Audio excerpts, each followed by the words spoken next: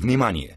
Предаването Баркод не сътрудничи с рекламодатели. Продукцията е изцяло финансирана от TV7 с цел да бъде в услуга единствено на потребителите. Предаването се реализира в партньорство с Българска агенция по безопасност на храните, Комисия за защита на потребителите, Асоциация активни потребители и Федерация на потребителите в България. Днес в Баркод клиент на ЧЕЗ открива фирма на негово име, за която той не знае. Жилищните кредити. Разговор в студиото с Георги Трендафилов, оперативен директор.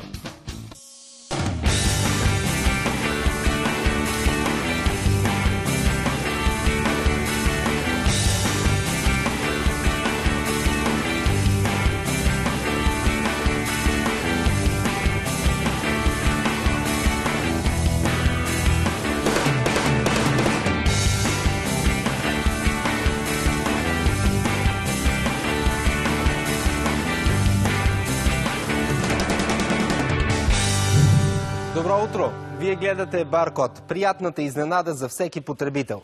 Представих така предаването, защото човек се нуждае от време на време от малко добри новини. Особено, когато се случва точно обратното. Неприятна изненада и необясними неща, като днешния казус. Възможно ли е да разбереш, че имаш задължение към ЧЕЗ за дейност, която никога не си практикувал и в град, в който никога не си правил бизнес? Ще разберете от репортажа на Деси Райчева. Преди 6 месеца имах търговски обект, който закрих и отидох да попитам в центъра за клиенти в ЧЕЗ каква е процедурата за закриването на ми. И след като ми обясниха каква е процедурата, ми казаха, след моят въпрос, това ли е, има ли нещо друго, че имам и още една партида на автосервис Симитли, която е от няколко години, си седи и не е закрита и се води на мое име. Вашия търговски обект къде се намира? В Благоевград. Аз винаги само в Благоевград съм имал търговски обект, никъде на друго место в България. А вие с какво се занимавате? Аз се занимавам с търговия на книжарски стоки, има книжарница. Изведнъж разбирате от ЧЕЗ Благоевград, че имате автосервис в Симитли и имате какво неизплатени сметки към ЧЕЗ, така ли? Не, аз тогава не го знаех. Те ми казаха, че ако искам да го закрия, трябва да платя 46 лева на нещо, което не е мое. Казаха, че така им се води, ако имам някакви възражения, да напиша възражение до София. Да ми бъде отписан, защото нямам нищо в Симитли. Аз не съм подписал никакви документи, договор да сключвам. И не съм живял, нямам бизнес, нямам роднини в Симитли, само съм минал към тур и всичко това съм го писал във възражението, след което получих отговор, че ми се води този автосервис. Ако искам да платя, трябва да платя 46 лева да ми бъде закрит. На втория път, вече след като чукнаха в някаква подпапка партньори, се оказа, че има и още 150 лева сметка. Как така ще плащате тока на някакви абсолютно непознати хора, които живеят в друг град? Не знам нищо, те къде са живеели, не знам къде са, просто правил нещо Симитли, автосервис някакъв. И е прехвърлен на мое име. Вие някога подписвали ли сте някакви документи във връзка с прехвърляне на партида от една фирма на ваша, например? Не съм включвал никакви договори, не съм подписал нищо.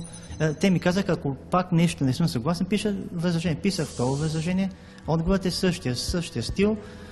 Имате си автосервис, ако искате да бъде закрит, трябва да платите и пиша трето възражение и отговорът е пак същия. Много интересно, нали, ако съм имал автосервис, трябва да имам някакви следи в данъчното, в НОИ, вода, нещо, телефон, найем или там, мой ли сервис за помещението, не знам нищо там, да ме познават. Не знам как така тия хора не искат по най-лесния начин просто да поправят очевадната грешка и се... Не знам, много... Те не са ли направили проверка във връзка с това дали автосервисът е ваш или не?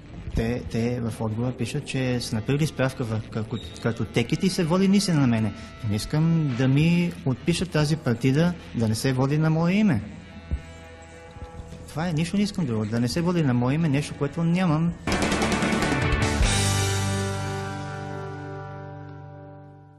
Този казус ще бъде номиниран за един от най-абсурдните в историята на Баркод.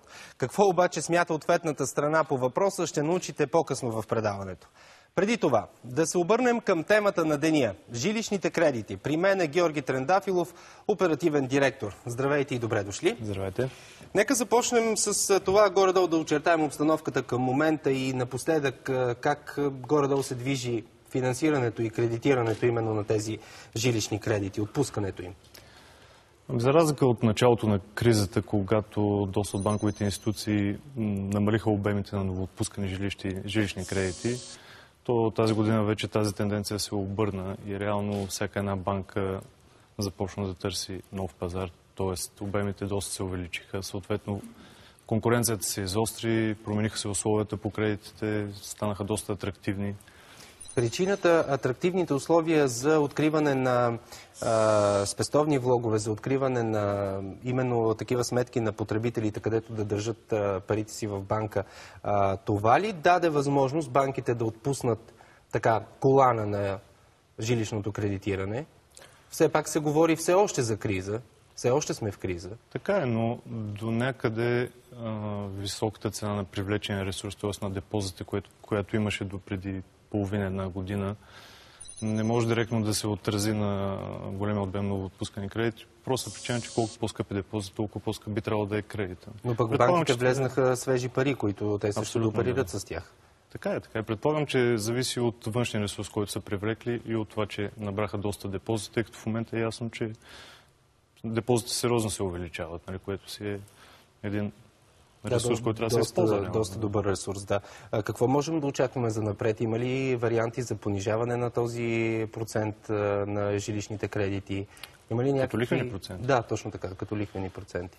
Не виждам на етапа да има ясно изразена тенденция към намаляване на лихвените проценти, но те и в момента достигнаха едни нива, които в някои отношения се доближават до тези преди кризата. В смисъл, че нивата към етапа мисля, че са съвсем приемливи за обстоятелство, в което се намираме в момента. Добре, нека да оставим сега момента преди кризата, да го оставим, защото съпоставката няма да бъде точна.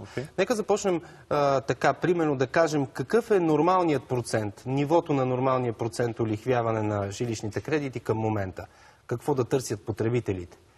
Значи, при нас основното е, че кредитите трябва да се вменят по годишен процент на разходите, а не толкова на база лихвен процент, защото... Да, там вече се появява цялото оскъпяване, което е за самия отпуснат кредит. Така е, почти всяка една банка има годишна такса управление, има застраховки, евентуално, които трябва да се плащат също на годишна база, има първоначални разходи, така че тази съвкупност дава един годишен процент на разходите, който реално определя цената на този кредит. Ако говорим чисто за лихвен процент, то на етапа е възможно да се постигне от 6 нещо до 7 нещо като...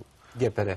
Не, като лихвен процент. Като ГПР вече диапазона е най-добрите варианти са от 7,5 до 8 и нещо. Значи в тази посока аз, защото тук от студиото на Баркод говорим на нашите потребители наистина да ги интересува ГПР процента, който им дава дадената финансова институция. Това е най-точното, което може към момента. Добре, сега да поговорим малко за другия етап на жилищното кредитиране, в смисъл правилата за отпускане на тези кредити. Вследствие на тази криза, на тази обстановка към момента, затегнаха ли се повече? Сега говорим, че започнаха да отпускат колана, но в крайна сметка те са съвсем различни от преди 2009 година. Това е абсолютен факт. В смисъл, че повечето банкови институции затегнаха доста условията, при които отпускат нови кредити жилищни. Това съчетано с проблемите в доста фирми относно плащане на осигуровки поражда доста проблеми на клиентите. Не всеки от тях е възможно да вземе кредит, както беше преди кризата. В смисъл, в момента ограниченията са доста повече, но въпреки всичко, в нормални обстоятелства, ако се отговаря на критериите на съответната банкова институция, не е проблем да се вземе кредит и на етапа. По темата сме изготвили един интересен видеоматериал. Ще ви е интересно да разберете потребителите по какъв начин избират кредитите, как да бъдат отпуснати тези кредити. Анкета на Милена Воденичарова. Какво е отношението ви към жилищните кредити? Какво е отношението ми към жилищните кредити? Слава Богу, нямам жилищен кредит. Точно в този момент не бих си взела жилищен кредит. Бихте предпочели примерно да живеете, ако нямате жилище под наем, отколкото да вземете жилищен кредит, или? Може би да. Аз съм твърдо против. Защо? Защото винаги в един момент човека, който ги взима, изгаря. Няма ли вариант да не изгори? Няма вариант. Тези лихви винаги са в наш ущърб. Не знам, ако имам нужда, може би... Отрицателно. Защо? Защото не мога да си позволя да плащам лихви към кредит. Ако нямате друг вариант да вземете апартамент, примерно? Няма да си вземам апартамент. Какво да ви кажа? В смисъл, сега е криза и смятам, че не е много удачно да се теглят жилищни кредити под въпроса в това, че не могат да се изплащат. Има много несъбираеми лоши кредити. Това е. Не бихте взели? Не, аз също имам кредит. Той е потребителски, но жилищен не бих взела, честно казано, поне това време. Какво е отношението ви към жилищните кредити? Жилищните кредити са супер погубваща история за народа. Не е като в Европа по-облегчени лихвени проценти. Тук в България, както всичко знаете, всичко завишено, погубват хората, на улицата излизат, живеят. И аз имам кредит. Жилищен? Жилищен, да. Взимаш 100, връщаш 200. Това е. Трудно ви е да... Трудно е, защото просто всеки месец е неприятно. От видеото да обърнем нашия разговор в друга посока. Ясно, няма как да сме сигурни, че сега е момента за тегляне на такъв жилищен кредит, но в психологията на българина е залегнало да бъдем собственици. Да отговорим така на въпроса, е ли удачен момента да станем собственици или по-добрият вариант е на този етап да сме под наем и в един по-късен етап, когато сме по-сигурни в ситуацията и в България, и в цяла Европа, тогава да преценим дали сме готови да бъдем собственици. По моите наблюдения и сега в момента хората, които ползват жилищен кредит за придобиване на ново жилище, са тези, които се чувстват сигурни в работа си, в професията, в бъдещето. В тази несигурна обстановка. Има и такива, да. Има и такива, при които примерно не е рисков самия бизнес. Софтуерни специалисти. Там, ако си добър специалист, не виждам вариант как ще останеш без работа близките години. Там доходите са доста високи. Има и други сектори, където е по този начин ситуирано, но за мен в момента е удачно да се вземе жилищен кредит, от гледна точка на това, че цените на имоти са доста ниски спрямо пика. От друга страна, условията по жилищните кредити са достатъчно добри, т.е. не са чак толкова скъпи, колкото бяха преди една година само. И от тази гледна точка, според мен, е една разумна инвестиция да се купи в момента жилище, при положение, че може да се намери на добра цена и с добри условия по кредит. Друг е въпросът в сигурността. Да, съгласен съм, че хората, когато се чувстват несигурни, някакси не е нормално да вземат кредит с много голяма месечна вноска. Но от друга страна, винаги е била дилемата дали да е наем или да е месечна вноска по жилищен кредит. Реално, ако един човек има спестени някакви средства, примерно казвам, между 20 и 40% от стойността на жилището, то според мен е по-удачно да плаща жилищен кредит. Ясно е, че хората обичат да са собственици на апартаментите, в които живеят, така че това е един добър вариант да станат собственици. Другия вариант, ясно е, че плащат наем с много несигурност в цялата. Друга страна на монетата, по-сериозните и по-големите банки, които оперират на българския пазар, са листвани на фондовата борса. Можем ли по това да избираме банка, от която да получим жилищен кредит? Защото не само годишния лихвен процент е нещо, което би трябвало да ни ориентира към дадена финансова институция. Определено в момента основно внимание се обръща на начин на формиране на лихвените проценти в банките, от гледна точка на бъдеща несигурност при промената им. За съжаление, повечето банки в България образуват лихвените проценти на база банков или базов лихвен процент плюс надбавка, който базов или банков лихвен процент се определя от самата банка по съответно определена формула, в която влизат доста показатели. Въпросът е, че това остава непрозрачно за клиентите. Все още? Все още е непрозрачно, да. Той е трудно, между другото, да се разбере. Дори да го има, е трудно да се разбере. Имаше такъв опит, но формулите, които бяха показани... Да, то като с топлофикация формулите, с често формулите и такива неща. Да, повече се объркваме. В момента това е единия вариант на образуване на лихва. Другия вариант е, примерно, Юрибор 3-месечен, 6-месечен плюс надбавка, който показател вече не се определя от банката. Там е по-прозрачно образуването на лихвения процент, но пък клиента зависи от движението на този показател. При него ситуацията е такава, че в момента е на сравнително ниски нива и може да се очаква след излизане от тази криза да се повишат тези нива. Да, този коефициент, между другото, в интернет страниците на големите банки съществува и човек може да се ориентира. Т.е. това също е един добър показател, когато е по-нисък. Абсолютно. В смисъл, че по-скоро по-добре, когато е по-висок, защото би било нормално в бъдеще време да падне малко, отколкото ако е нисък в момента, нали, очакванията са по-скоро да се увеличи в бъдеще време. Но идеята е, че е прозрачен, все пак може да се проследи от 99-та година до сега как се е движил.